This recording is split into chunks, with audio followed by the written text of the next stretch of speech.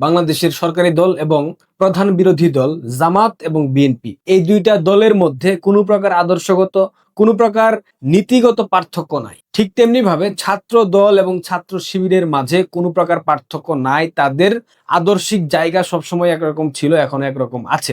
আমানুল্লাহ আমান জাতীয়তাবাদী ছাত্র দলের সম্ভবত যুগ্ম সাধারণ সম্পাদক, হয়তোবা সহসাংগঠনিক সম্পাদক, জানি না। ছাত্র দলের গঠনতন্ত্র বলে কোনো কিছু আছে কিনা ওইটা আমার জানা নাই। আর ছাত্র দলের পদ পদবি যেভাবে দেওয়া হয়, সহসাংগঠনিক, সহসভাপতি, যুগ্ম সাধারণ সম্পাদক, সম্ভবত 100-র উপরে থাকে। সুতরাং পদ পদবি জানি না। আমানুল্লাহ আমান সামাজিক যোগাযোগ মাধ্যমে অনেক পরিচিত মুখ। আমানুল্লাহ আমান অনেক সময় অনেক ধরনের বক্তব্য দেয়, অনেক ধরনের বিতর্কিত মন্তব্য করে, যার কোনো কিছুই বাস্তবের সাথে মিলে না। আমানুল্লাহ আমানের বিরুদ্ধে এক তরুণী যে অভিযোগ এনেছে, এত বড় অভিযোগ আনার পরেও আমানুল্লাহ আমানের পক্ষ থেকে আমরা কোনো ধরনের অভিযোগ দেখি না। ইভেন বিএনপির পক্ষ থেকে কোনো সিদ্ধান্ত নেওয়া হয়নি, ছাত্রদল কোনো ধরনের বিবৃতি দেয়নি। কারণ বিএনপি ক্ষমতায়, ছাত্রদল পাওয়ারফুল ছাত্র সংগঠন, বর্তমানে তাদের দল ক্ষমতায়, তাই না?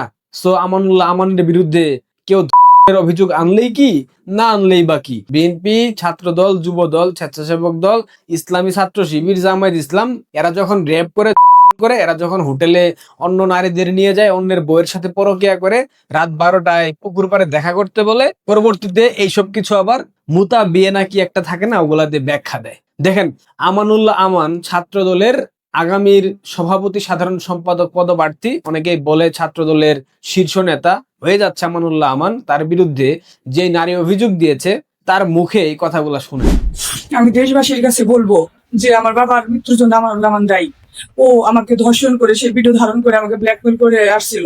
আমি ভয়ে আমি কোনো কিছু বলতে পারি নাই। আমি ভারপ্রাপ্ত চেয়ারম্যান জনাব তারেক রহমান, তাকে আমি বলবো, আমি একজন সাধারণ মেয়ে হিসেবে আমি আপনার কাছে বিচার চাই, এই বিচার করেন। আমানুল্লাহ আমান এই মেয়েটাকে প্রথমে করে, তারপর সেটার ভিডিও ফুটেজ ধারণ করে সেই মেয়েকে প্রতিনিয়ত হুমকি ধামকি দিয়েছে। এসব কিছু যন্ত্রণা নিতে না পেরে তার পিতা, মানে সেই মেয়ের পিতা, মারা গেছে। এখন এই মুহূর্তে আমানুল্লাহ আমান যখন এই ভিডিও ভাইরাল হয়, অর্থাৎ পিতার মৃত্যুর পর যখন সেই কন্যা ভিডিও ভাইরাল করে আমানুল্লাহ আমানকে দায়ী করে, তখন আমানুল্লাহ আমান এই মেয়েকে অসংখ্যবার হুমকি ধামকি দিয়েছে। এই মেয়েকে মেরে ফেলার হুমকিও দেওয়া হয়েছে। কিন্তু বাংলাদেশের প্রশাসন, বাংলাদেশের বর্তমান ক্ষমতাসীন সরকার, তাদের এগুলা নিয়ে মাথা ব্যথা নাই।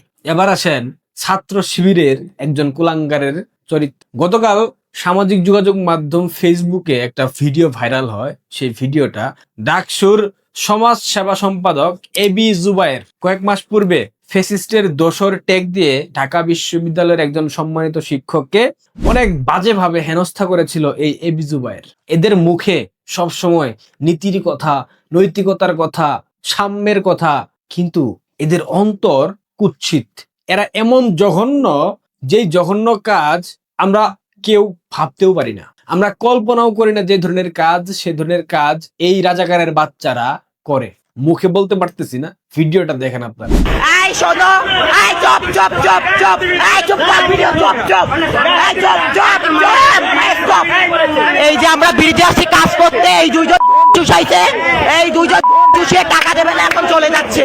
ভিডিও দেখার পর নিশ্চয়ই বুঝে গেছেন এদের চরিত্র কেমন, এদের চিন্তার ধরন ঠিক কতটা নিম্নগামী। যে ভিডিওটা দেখলেন, এইটা ইন্টারকন্টিনেন্টাল সিগন্যাল, সেখানে একটা ফুটওভার ব্রিজ আছে, সেই ফুটওভার ব্রিজের উপরের একটা ভিডিও। এখন এবি জুবায়ের একটা ব্যাখ্যা দেবে ভিডিওতে, সেই ভিডিও আপনারা দেখবেন। সেই ভিডিওতে তার ব্যাখ্যাগুলা শুনবেন, শুনলে বুঝবেন মিথ্যা কথা কত সুন্দরভাবে গুছিয়ে বলতে হয়, কিন্তু সেই মিথ্যা চলে না। তার ভিডিওর ব্যাখ্যা আমি দিই আপনাদের। কিছুক্ষণ আগে দেখলাম একটা মিসলিডিং ভিডিও নিয়ে আমার চরিত্র হনার জন্য উঠে পড়ে লেগেছে কিছু রাজনৈতিক অন্য ব্যক্তিবর্গ। বিষয় হচ্ছে আমার বন্ধু সিফাতুল দাসি, ও হচ্ছে একজন সাংবাদিক এবং কলামিস্ট। সে হচ্ছে অনেক আগে থেকেই ট্রান্সজেন্ডার প্রতি ইত্যাদি বিষয়গুলো সে কাজ করে আসছে। তো তার হচ্ছে আপনারা দেখবেন ফেস দ্য পিপল সহ বিভিন্ন স্বনামধন্য গণমাধ্যমে তার এগুলো নিয়ে তার বিভিন্ন লেখালেখি আছে আর কি। ওর যে বন্ধু সিফাতুল্লাহর কথা বলতেছে, ও কোনো মেইন স্ট্রিম মিডিয়ার কলামিস্টও না, সাংবাদিকও না। ও একটা জামাত নিয়ন্ত্রিত পত্রিকার মাঝে মধ্যে দু একটা লেখালেখি করে, অনুসন্ধানী কোনো সাংবাদিক না। ও ট্রান্সজেন্ডার হিজড়াদেরকে নিয়ে প্রতিবেদন করে। এই ধরনের কোনো প্রতিবেদন এই ছেলে, অর্থাৎ সিফাতের ফেসবুক অ্যাকাউন্টে আমরা দেখতে পাইনি। তার কোনো ধরনের লেখা আমরা সারা দিন রাত খোঁজার পরেও খুঁজে পাই নাই ট্রান্সজেন্ডারদের নিয়ে কোনো লেখা। সুতরাং এই যে ব্যাখ্যা দিল, এটা সম্পূর্ণ ডাহা মিথ্যা কথা। তো ও হচ্ছে গতকাল তথ্য সংগ্রহের উদ্দেশ্যে পরিবারের সেই ফুটওভার ব্রিজের ওখানে যায় এবং বন্ধু হিসেবে সে আমাকে তার সাথে যেতে অনুরোধ করে।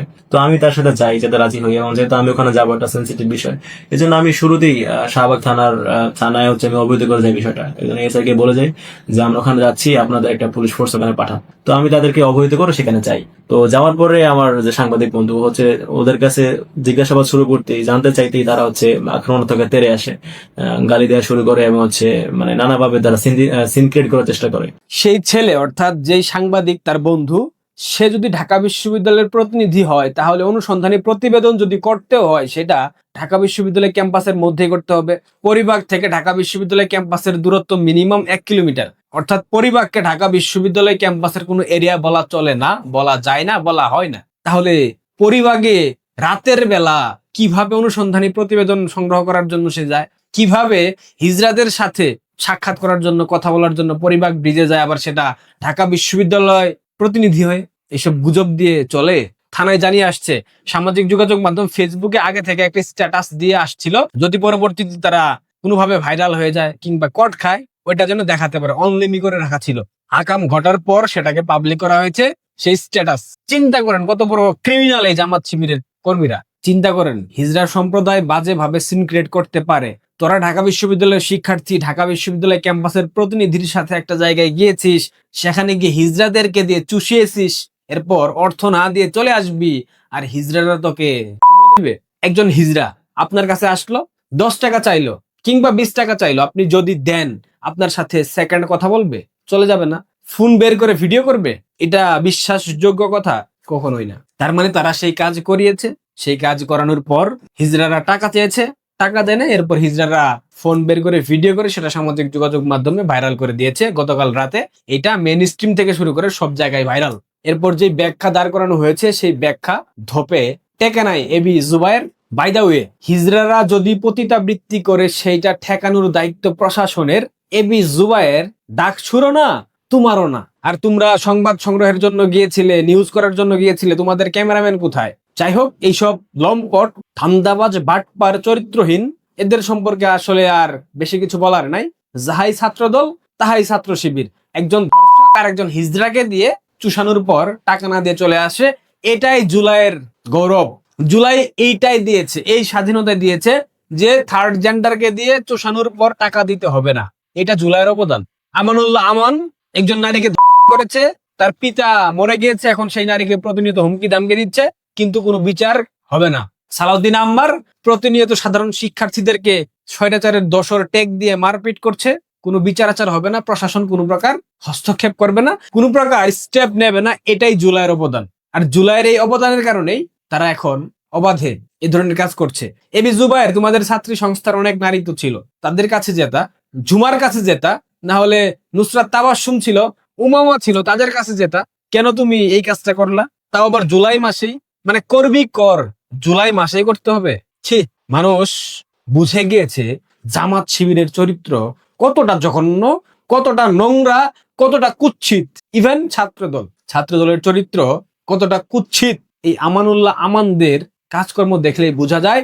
রাত 12টায় পুকুর পাড়ে এসো, ফ্যামিলি কার্ড দেব। এই ভিডিওটা আমাদের জেনজি প্রজন্মের জন্য, আমাদের তরুণ প্রজন্মের জন্য, যারা ছাত্রলীগকে অবিশ্বাস করেছিলেন, সন্ত্রাসী সংগঠন বলেন, যারা ছাত্র দলকে পছন্দ করতেন, শিবিরকে পছন্দ করতেন, একের পর এক দেখতে পাচ্ছেন জামায়াতের নেতা হোটেলে গিয়ে ধরা খাচ্ছে, বিএনপির নেতা ভিডিও কলে আকাম কুকাম করতে গিয়ে ধরা খাচ্ছে, প্রতিনিয়ত চলমান আছে। সুতরাং আপনারা যেটা প্রত্যাশা করেছিলেন শিবির ছাত্র দলের কাছ থেকে, সেটা পাবেন না। ছাত্রলীগের মতো শিক্ষার্থী বান্ধব ছাত্র সংগঠন বাংলাদেশে দ্বিতীয়টা নাই। এটা ধীরে ধীরে আরো বুঝবেন, আপনাদের বোঝার প্রয়োজন আছে।